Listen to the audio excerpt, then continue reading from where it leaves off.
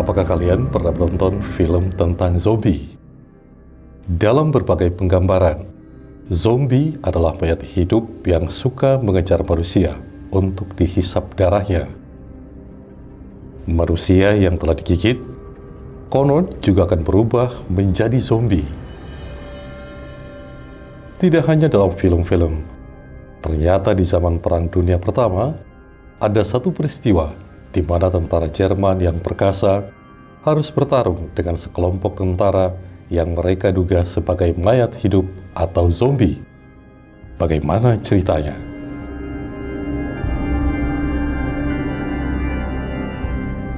Kisah ini bermula saat Rusia sedang mempertahankan benteng Auschwitz dari serangan pasukan Jerman. Benteng ini memiliki arti penting untuk dikuasai oleh Jerman karena posisinya yang strategis untuk menguasai wilayah-wilayah yang dikuasai oleh Rusia.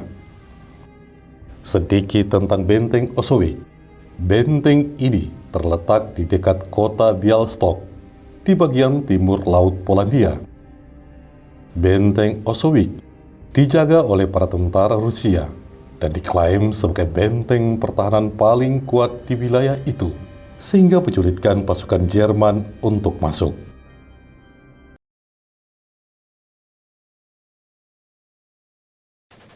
Pada tahun 1914, Jerman mengerahkan tentara infanterinya untuk menyerang benteng Auschwitz. Pertempuran hebat di benteng ini pun terjadi. Jual beli serangan antara tentara Jerman dan Rusia terus terjadi. Namun, para tentara Jerman kesulitan melewati penghalang benteng Auschwitz dan justru jadi sasaran empuk tentara Rusia yang berada di benteng. Serangan pertama itu pun gagal.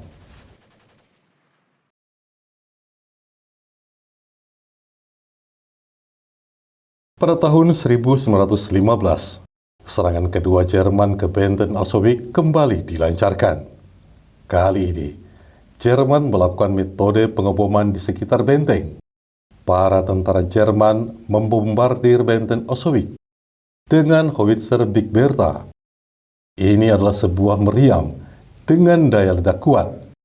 Penggunaan meriam ini membuat para tentara Rusia banyak yang tewas. Tapi ini adalah Rusia. Mereka dengan kekuatannya memberikan perlawanan dan menyerang tentara Jerman yang sedang mengendalikan meriam dengan menggunakan bayonet. Serangan bayonet ini mampu menghentikan serangan bom dan akhirnya mengalahkan Jerman. Serangan kedua Jerman pun kembali gagal total. Dua kali serangan yang kandas justru membuat rasa penasaran Jerman untuk menaklukkan benteng Auschwitz benar-benar mempuncak. Mereka penasaran, apakah mungkin bisa menaklukkan pertahanan benteng Auschwitz. Pada percobaan terakhir, Jerman akhirnya mengutus panglima perang terbaiknya, yaitu Paul von Hindenburg. Ia dibekali 14 batalion tentara yang terdiri dari batalion infanteri, batalion anti rajau, 30 senjata berat, dan sejumlah artileri. Pada bulan Juli tahun 1915, Paul dan tentaranya bergerak dengan satu tujuan: bunuh semua tentara Rusia di benteng Auschwitz.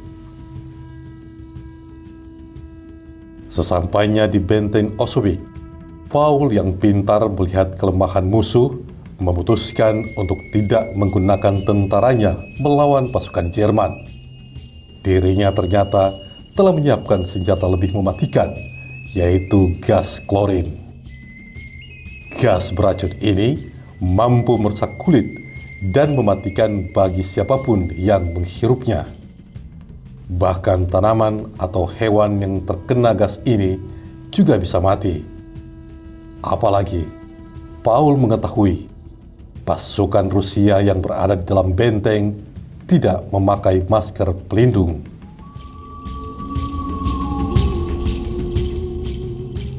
Para pasukan Jerman akhirnya melepas gas klorin. Perlahan-lahan gas klorin pun menyebar. Terlebih, angin saat itu mengarah ke dalam benteng, sehingga memudahkan rencana jahat pasukan Jerman untuk membunuh para tentara Rusia mendekati kenyataan.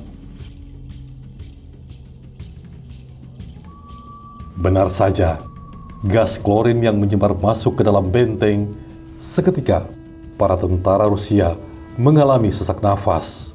Mata mereka berubah menjadi merah karena pedihnya gas.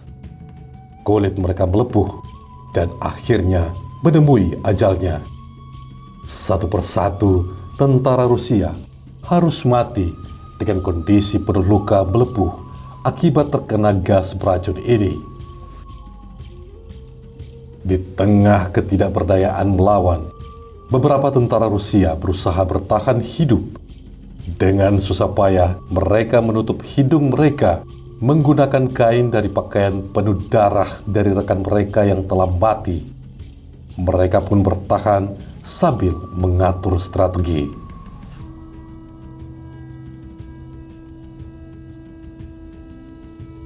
Adalah seorang ofisir junior bernama Vladimir Karpovich Kotlitsky yang berusaha memimpin rekan-rekannya untuk tetap bertahan dan melakukan serangan balasan.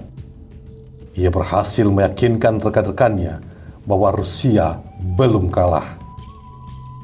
Dengan kondisi badan penuh darah dan luka, dengan masker penuh darah yang menutupi hidung, Vladimir Kotlitsky memimpin rekan-rekannya untuk bersiap melakukan serangan balasan.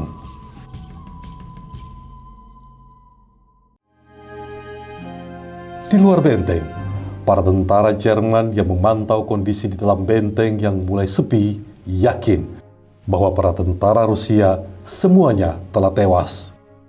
Keyakinan itu ditambah tidak adanya serangan senjata dari dalam benteng. Tak satu pun tentara Rusia yang terlihat, menambah keyakinan tentara Jerman bahwa lawan mereka telah mati karena gas beracun. Setelah menunggu beberapa saat, para tentara Jerman pun mulai bergerak perlahan masuk ke dalam benteng dengan menggunakan masker menembus pekatnya gas klorin. Mereka hanya memegang senjata seadanya. Kewaspadaan mereka berkurang karena yakin bahwa musuh mereka telah mati dan benteng Auschwitz telah mereka rebut.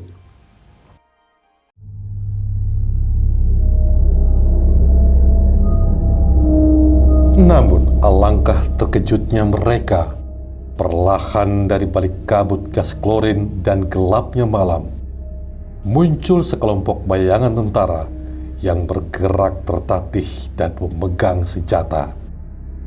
Saat bayangan itu mendekat, terlihat bahwa itu adalah kelompok tentara dengan pakaian berlumuran darah. Para tentara itu pun langsung menyerang para pasukan Jerman yang masih dalam kondisi terkejut. Para tentara Jerman mengira bahwa yang mereka lawan adalah mayat atau zombie dari para pasukan Rusia yang telah tewas. Tentara Jerman yang tidak siap mencoba memberikan perlawanan dengan kondisi ketakutan melihat lawan mereka yang penuh luka dan mata memerah.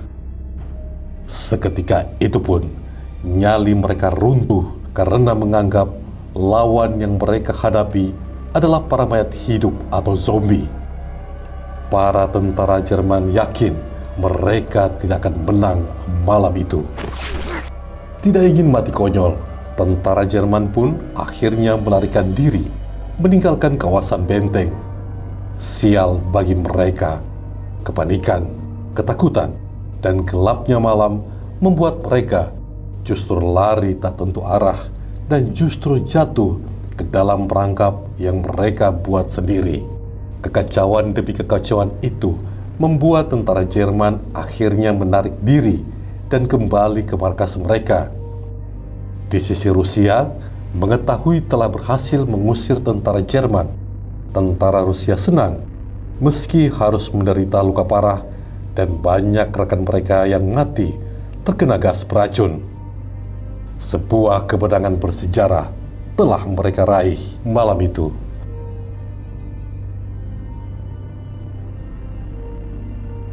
Tapi usai peperangan itu, pemimpin mereka Vladimir Kotlinski malam itu juga tewas di dalam benteng akibat luka parah. Tak ada satupun rekannya yang bisa menolong karena racun gas klorin benar-benar telah menyebar ke tubuh Vladimir Kotlinski. Di dalam benteng, Kotlinski menghembuskan nafas terakhirnya sebagai salah satu prajurit terbaik Rusia yang mempertahankan benteng Auschwitz.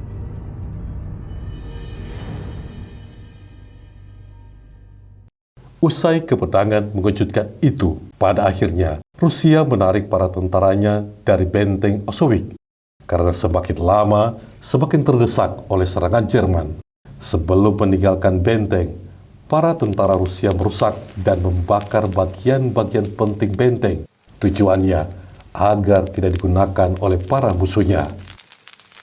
Meski gagal untuk terus mempertahankan benteng Auschwitz, namun cerita superior di salah satu malam tetap dikenang di kalangan militer Rusia.